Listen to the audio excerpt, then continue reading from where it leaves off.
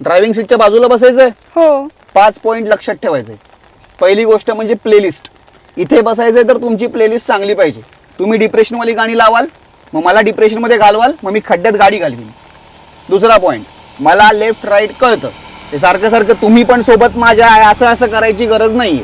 तिसरं म्हणजे जेव्हा मी असं असं करेन तेव्हा मी मागची गाडी बघत असतो, मी कुणाला बघतोय म्हणून तुम्हाला पण असं असं व्हायची गरज नाही, मला तुमचं फक्त डोकं दिसतं. मग चौथं म्हणजे तुम्ही सगळे मागचे पुढचे जेव्हा मिळून काहीतरी खात असता तेव्हा एक हात जरा असा पण येऊ देत माझ्या तोंडाकडे, कळलं? म्हणजे मला पण खायची इच्छा असते पण मी ड्रायव्हिंग करतो म्हणून मी खाऊ शकत नाही. हा, हे 4 पॉइंट लक्षात ठेवाच तुम्ही. आणि पाचवा पॉइंट सगळ्यात इम्पॉर्टंट आहे. 5वा पॉइंट असा की जेव्हा तुम्ही पिकनिकला वगैरे जात असाल कुठे सगळे मित्रमैत्रिणी मिळून, तेव्हा मैत्रिणीला पुढे बसवायचं प्राधान्य जास्त असू दे. म्हणजे कसं, पावसाळा जरी असला आणि बाहेर ग्रीनरी कितीही असली तरी आम्हाला ही हिरवळ जास्त अवेक ठेव